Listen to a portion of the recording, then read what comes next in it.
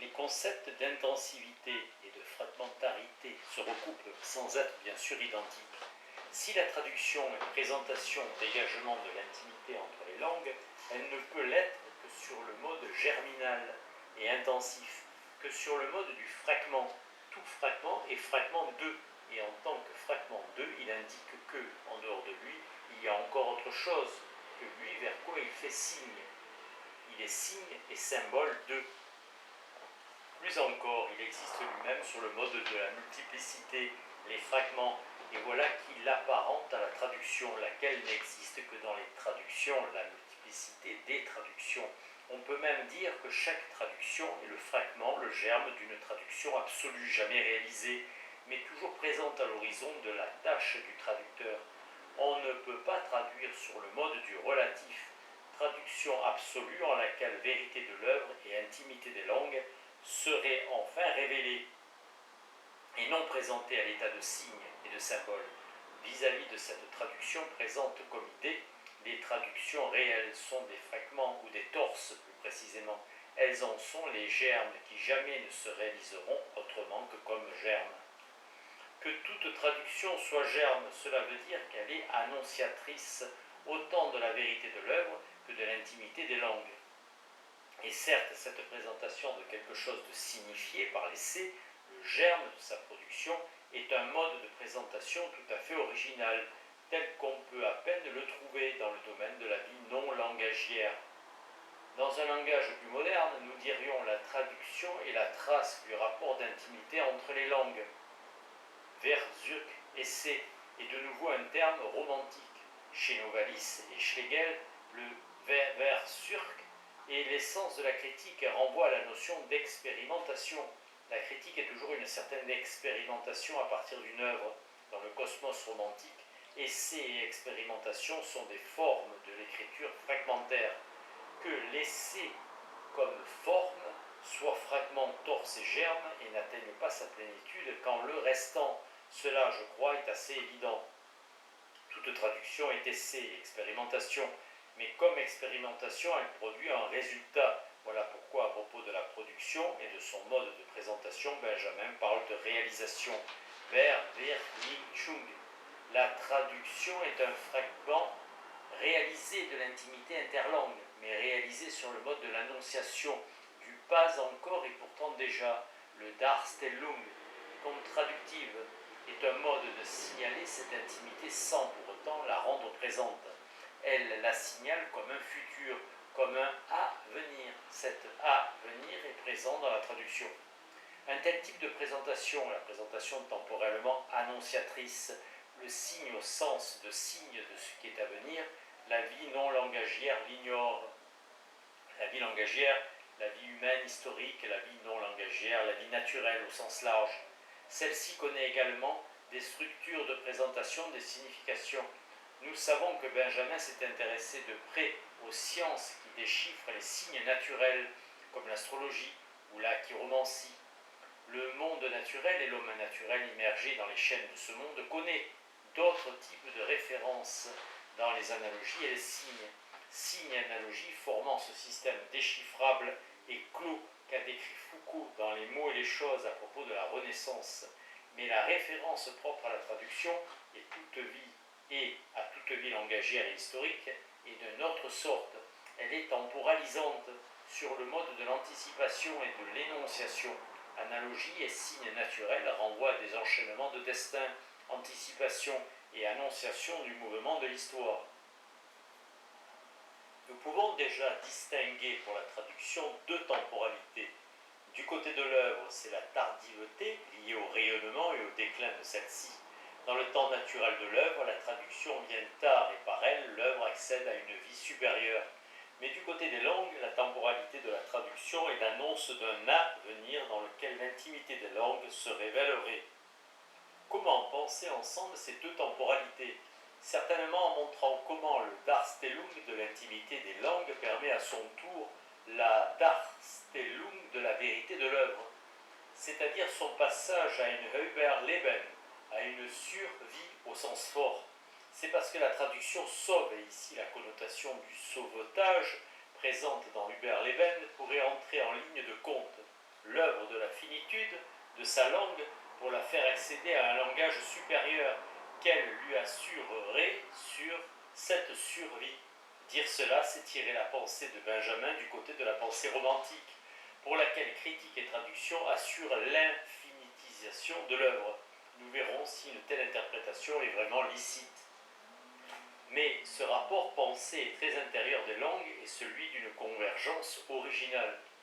Originale, eigentumlich. Cette convergence est originale parce qu'elle n'équivaut pas aux convergences naturelles, par exemple à des rapports de ressemblance. Deux phénomènes peuvent être dits convergents s'ils se ressemblent et se rapprochent sur le fond de la ressemblance. Mais ici encore, Benjamin pense la convergence à partir de la différence, de la dissemblance. L'intimité des langues jaillit au sein même de leur distance et de leur différence. Elle consiste en ceci que les langues ne sont pas mutuellement étrangères, mais a priori et indépendamment de toutes les relations historiques entre elles, sont parentes, verfand, en ce qu'elles veulent dire. Sur le plan historique, c'est-à-dire empirique, les langues sont certes parentes, soit par filiation, soit par contact. Des rapports de ressemblance s'établissent entre elles, y compris entre celles qui, initialement, n'avaient rien de commun, justement à cause de tout cet immense courant d'échanges, d'emprunts, d'impositions. Mais Benjamin dit « les langues sont parentes a priori », c'est-à-dire ontologiquement, même si ces rapports n'existent pas. Elles sont parentes en ce qu'elles veulent dire. Que signifie cela ? Qu'est-ce qu'une langue veut dire ? Une langue veut-elle dire quelque chose ? Que signifie la parenté des langues ? Assurément, le rapport le plus intérieur des langues entre elles signifie leur parenté. Mais qu'est-ce que la parenté ? Plus précisément, qu'est-ce qu'une parenté qui n'est pas naturelle, c'est-à-dire fondée sur des rapports de filiation, d'engendrement ou de ressemblance ? Tout ce que nous montre l'histoire empirique des langues. Le paragraphe s'achève sur cette phrase de prime abord énigmatique. On aura remarqué que chaque paragraphe de la tâche du traducteur se termine sur une phrase de ce genre. Peut-être n'est-ce pas un simple jeu que d'énumérer les fins de paragraphes déjà commentés. Paragraphe 1. Car aucun poème ne vaut pour le lecteur, aucun tableau pour le spectateur, aucune symphonie pour l'auditoire. Paragraphe 2. Si l'original n'est pas fait pour le lecteur, comment la traduction se laisserait-elle alors comprendre à partir de ce rapport ? Paragraphe 3. Si la traduction est une forme, la traduisibilité doit être essentielle à certaines œuvres. Paragraphe 4. En elle, la vie de l'original atteint son déploiement constamment renouvelé, le plus tardif et le plus étendu. Paragraphe 5. Elle consiste en ceci que les langues ne sont pas mutuellement étrangères, mais a priori et indépendamment de toutes les relations historiques entre elles, sont parentes en ce qu'elles veulent dire. Le fait que chaque paragraphe s'achève sur de telles phrases nous donne quelques indications sur la rythmique profonde de ce texte, sur le fait qu'il y a une rythmique, que texte de pensée, il est aussi texte poétique. À cette rythmique se rattache le développement de chaque paragraphe et ses digressions. La taille des paragraphes de Benjamin importe beaucoup. Ils sont de plus en plus longs au fur et à mesure que le texte avance. Il nous faudra revenir sur la manière dont chaque paragraphe se déploie rythmiquement et ouvre chaque fois de manière différente au paragraphe suivant. Précisément, le paragraphe 6 constitue une pause dans le texte. Thématiquement, c'est le paragraphe 7 qui poursuit et approfondit le paragraphe 5. Tout se passe comme si Benjamin ne pouvait pas aborder sans plus la question de la parenté des langues, comme s'il devait auparavant éclairer l'espace dans lequel joue cette parenté, l'éclairer en dissipant une équivoque. Cette équivoque est celle de la théorie traditionnelle. Pour celle-ci, c'est également une évidence que la traduction manifeste la parenté des langues.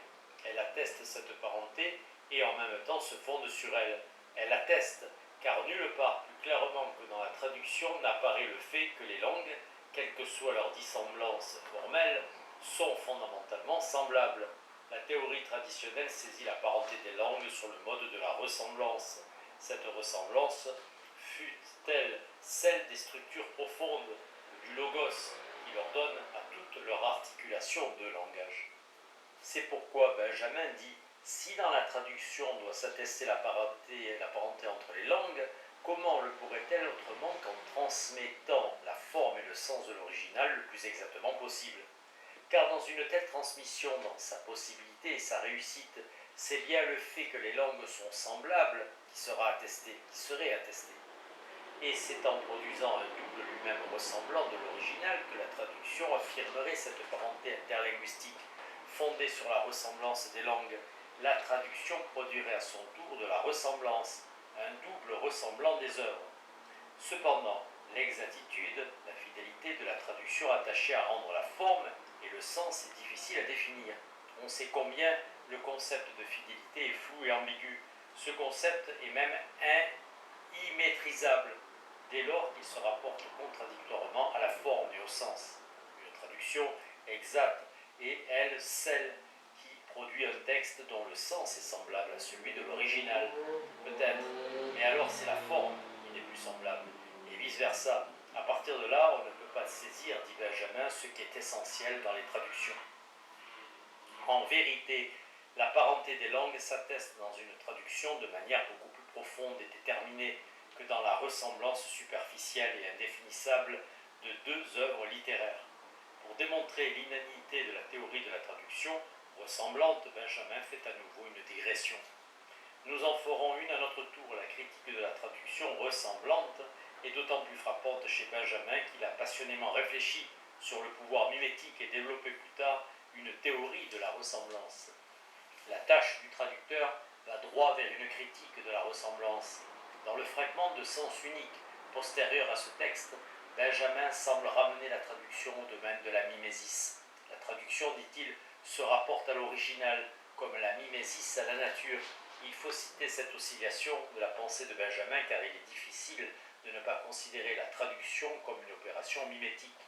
Nous verrons dans la suite du commentaire de quelle manière le concept d'une ressemblance non sensible peut se corréler à ce que Benjamin énonce plus loin lorsqu'il parle de la pure langue.